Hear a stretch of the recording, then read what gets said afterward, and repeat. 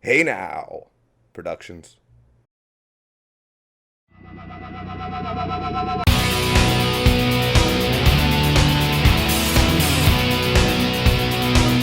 Hello, Jaguars. Today we have one of the premier MPJ basketball players. Played for the Georgia Bulldogs in the NCAA and has just come off a championship win with the Ayak Larnaca Basketball Club from the Cyprus League. I would like to welcome the incredible, superhuman, the awesome Derek Trigger Ogbeide. Welcome, Derek. How are How you ya? doing? I'm I'm doing great. good, I doing miss you, good. man. Last time I saw you was Absolutely, at man. Seton Hall in New Jersey. It really was. No, it's been way too long. It's like It's five been years, that was a 6 years long now, man. I remember it time. was me, Terry, and Jesse, and we only got to see you for like 20 minutes Yeah, upstairs in the literally. family and friends room, and then you guys Yeah, had to bolt because your coach said if you exactly. win, you stay. If you Right. lose, you're going home. And Out of there. unfortunately, Yeah. it was an L that night. It was. We were gone immediately. We couldn't save face, and it was. I think prior to that, the last time we saw each other was another 3 or 4 years before that It moment. was Also, grade 10.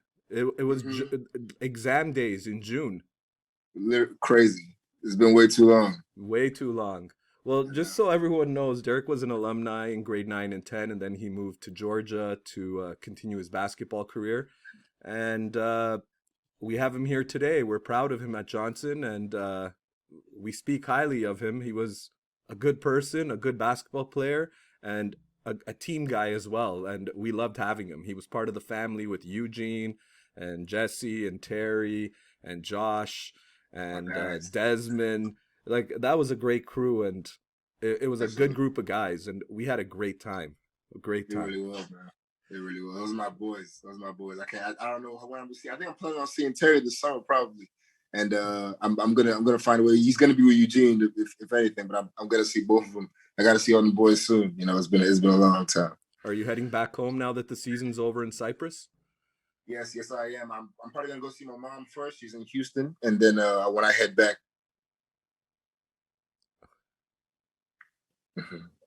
Alrighty, awesome.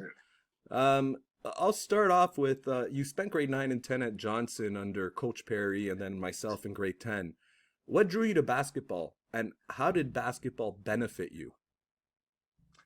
Firstly, as far as me being drawn to the game, man, it was a I wouldn't say necessarily slow. I started relatively late for than later than most kids, but I still kind of just kind of had a calling for it. But I think the biggest thing was when I slowly and gradually really actually fell in love with the game and being around it so much, and then having the opportunity at Johnson to first play in kind of like one of my first few organized settings, which prior to that hadn't really been much at all, or even anything at all, really. So really starting from Johnson, I think was really like my first step into even high school basketball was playing at a level that can be upgraded and that I could grow from and learning of the game and the atmosphere around there in Johnson around that time. You know, all my friends, everybody, like you mentioned, Eugene, Terry, we're all ballers, we're all basketball players. So it was early mornings, it was afternoons, anything to get in the gym at that time. We were all just about getting in the gym. Right. I recall even just the crowds were great. We'd have 500 kids Oh in the yeah, stands and it was pretty amped up. It was fun. It it was really was. No, it really was. We did a whole lot of winning too. y- I will say that we did a whole lot we of what winning. was it? We were 42 and 3 that year. Really? Wow. Really? We I didn't even played know it was that that. many games. That many games. Seriously, that's Yeah. that's crazy. I didn't even play that many games here. That's unbelievable. And we did that between November and the end of February. Like that's Wow. yeah, Are you that was like serious? NBA numbers in terms of games. Literally, that's an NBA schedule. Yeah, because if we went till April, we would have been at 80. Yeah. Oh yeah, easily, easily. Look, That's everyone crazy. wanted you guys. I'd get so many calls. Can you come to this tournament? Can you come to that tournament? Like you guys were a hot product. So, Wow. what was your most memorable moment playing at Johnson? And I was just about to say this. This is my most memorable moment, but it's also for some reason so blurry to me. But I don't know if you remember. It was probably our last game of the season. I'm not sure if it was a championship or if it was something for the division. But I remember all of us we went over to somewhere where like I guess all the major teams were, and we all played, and we were playing against this team that was actually really good, and they had this one kid. It's such a blur to me right now, but I remember the whole thing still. But they had another kid that was also really good then, and we kind of just battled it out. And we had it was a really good game. I'm not sure if we lost or we won. I'm pretty sure we didn't win that game, but it was like literally I do know it was like literally our last game It was our the it championship. was championship game. We lost by one. Yeah.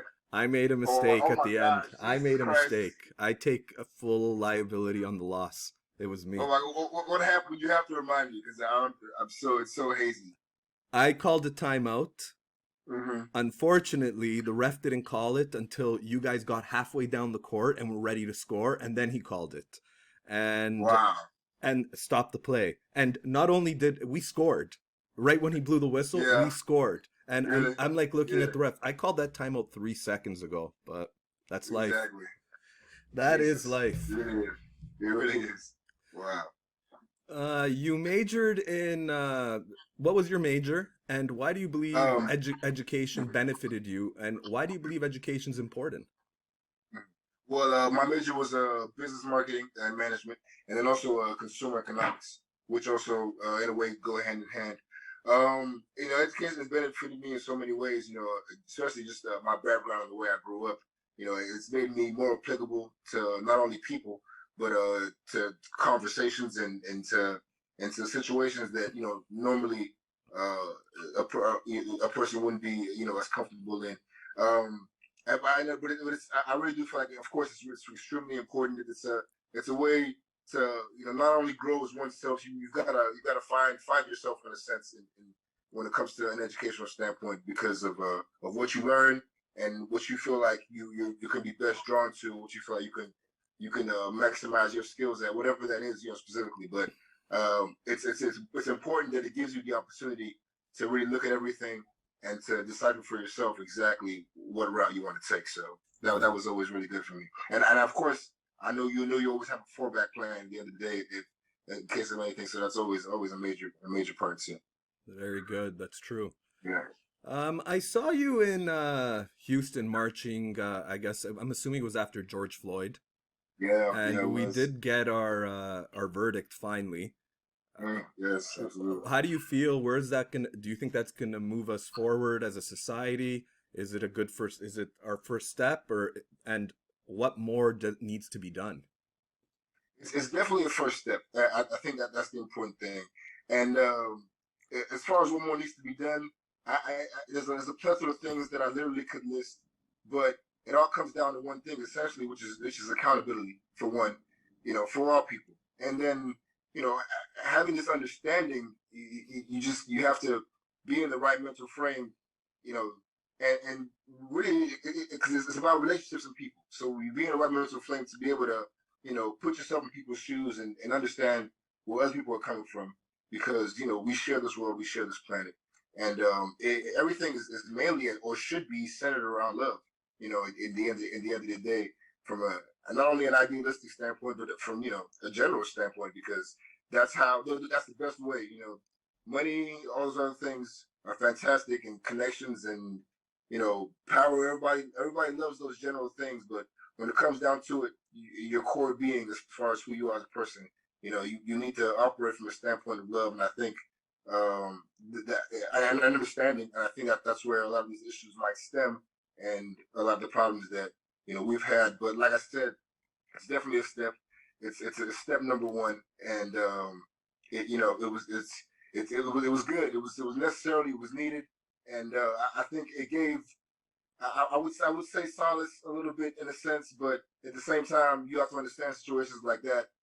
And as far as and how it continues to happen still, there's never really any peace until we step back, break down, the layers of what's been put in front of us, and really address it, and take it from there, and kind of almost essentially probably rebuild, in the sense of it, because it's necessary. It's necessary for the people. So true, so true. Yeah. You're well traveled. You've lived all That's, over the world. I know you were obviously in Nigeria where you started. Then I believe you were in Sweden. You came to Toronto. You've been all over the States. Now in Cyprus. Maybe I'm missing something. I don't know. Um, yeah. how have you found like living in these different places from just anti-black race, like from a black racism type of perspective? How have your experiences been being in these different places?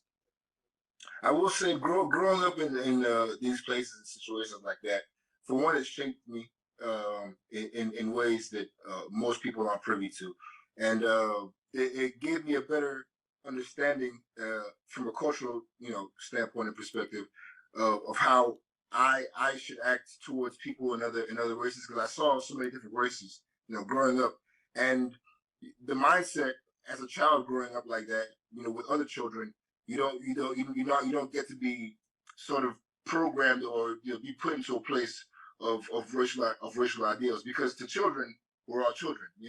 Kids see kids as kids until an understanding of that's formed in their mind that becomes difference, and then you start to separate mentally based on whatever. But as a child, it really flattened out the playing field for me, and allowed me to see, so many different things in so many different ways, but gave me a general understanding that no matter what it comes down to, we're all the same. We're all human, we're all people, and those are the things that I really do feel like kind of have mainly impacted me, and impacted how I treated people and the people that are around me. So I was blessed enough to not see or not receive as much of detention at that age. Growing up, of course, and then that we start talking about the age and the mentality of people as they grow, and then I begin to see it change. So I was really able to see it progress in not only those kids' minds, not only those people's minds, but I could see it being formulated, which is why I know that it's a thing that is obviously taught, and of course nobody's born with that sense of mentality. So I was able to watch it from the outside looking in, and formulate my own understanding. So it definitely was a learning thing for me. Great answer. Lots of experience for you. So, yeah, you have seen quite a bit and have seen many perspectives, I guess. Yeah, no way. So I know you have a deep faith in the Lord. How do you apply Absolutely. this to your day-to-day life and to basketball?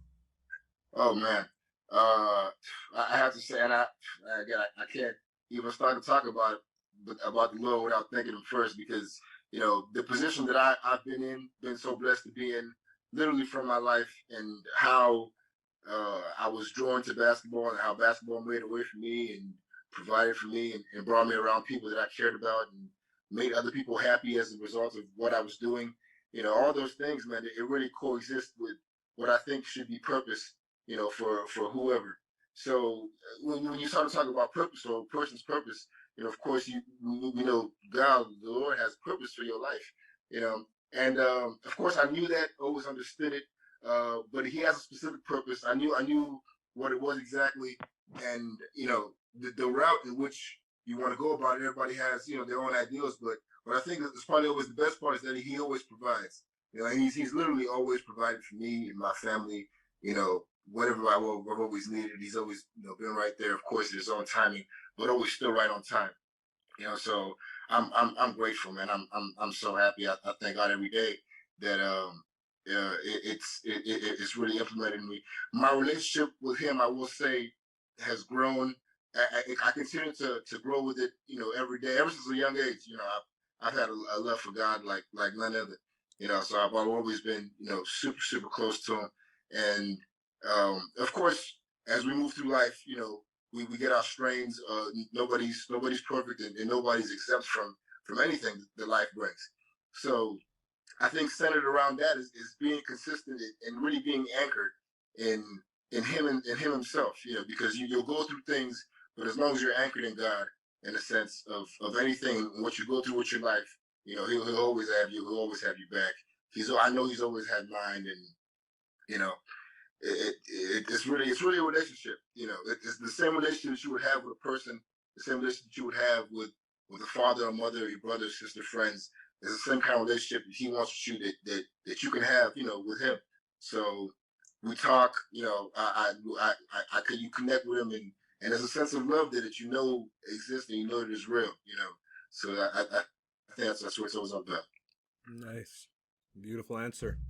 Thank Uh, what are your goals for basketball? And this part isn't, it's too soon, but what are your you. plans after basketball?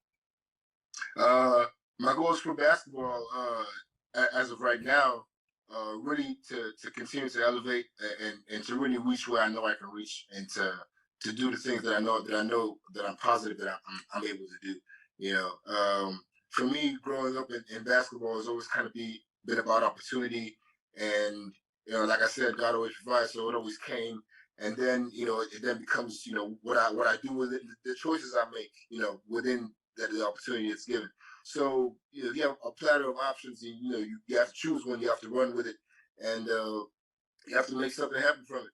But like I said, as of right now, God has placed me precariously enough that there's a line for me to reach the goal that I ultimately want to reach, and reach the purpose that I know He has for me.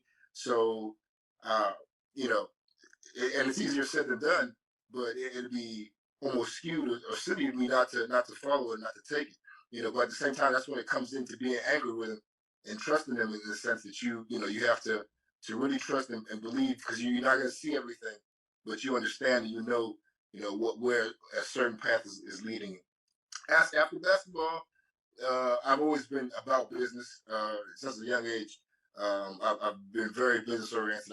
I was when I was little. I remember always thinking to myself, well, everything really is a business. So I always try to center myself to have a really good business background. So um, I'm super into that. That I know there's a new wave of entrepreneurship that's happening around the world. But I come from a core line of business that may not necessarily lead corporate, but will always lead conglomerately, because I know the skills I possess when it comes to marketing or management inside the business field, and being able to apply that knowledge to whatever I'm doing. So Beautiful. Well, you got it's good that you have your things laid out as absolutely, what do you got 10 more years left in basketball maybe, right? yeah, at the very least, I would say. Give or take, yeah. So no, that's awesome. And hey, maybe you can work with Eugene on and Terry with their what was it? Broke Bro, baby baby, brand. yeah, bro, baby, man, yeah. No, we could definitely do something. Maybe a collab. I'm damn hoping. Work with them. I got Hey, to. maybe you can put out an NFT. I don't know if you know what that is. Uh Ah. of yourself, and see if you can auction it off to the fans of the Cyprus League. You Oh never yeah, know. no. I'm sure that they literally. I love them so much, man. They like me. They love me a lot down here. So I know it could definitely be possible. Yeah, They've tried. I saw when you guys got back to the stadium back from your championship. It was Yeah. pretty wild outside. Oh my God, it was wild. It's been wild for the past couple days. Actually, we actually went on a little tour around the city. The I, bus I ride, saw that. and Yeah, had. So yeah, we had both trophies, we had both cups out, and the city was so happy, man. The looks on their faces for it sure. was, it was wonderful. Yeah. Last question. Before a Yes, sir. game, what are your Mhm. favorite tracks to listen to get yourself amped up? Before a game. Okay. Before a game for me, I literally have a whole routine. Most basketball players, we all have our routines and our little patterns. Um, I usually just go shuffle. So it's whatever I'm listening to at the time, whatever's in my most recently played is what I used to play. So I go shuffle. But my routine has always been a lot more specific and to the point. Not in a crazy way, but always very, very, very consistent. As far as the things I do, I probably still to this day. Well, I don't know if it's recent. It actually probably increased this day, but I probably have like three or four little prayers before I get to the court, and then one more like in the middle of the court right before jump ball. Every Nice, game, all the time. I think I've nice, started doing that since the beginning of college, probably. No. I'm sorry, high school. Since actually I left Johnson, and I started doing the jump ball. So I pray every time before a jump off, before a tip off, and that's just one of the things. But of course, I have my own little superstitions and routines that I like to take for care of. sure. Mm-hmm. Lastly, do you Absolutely. have anything you want to plug or promote?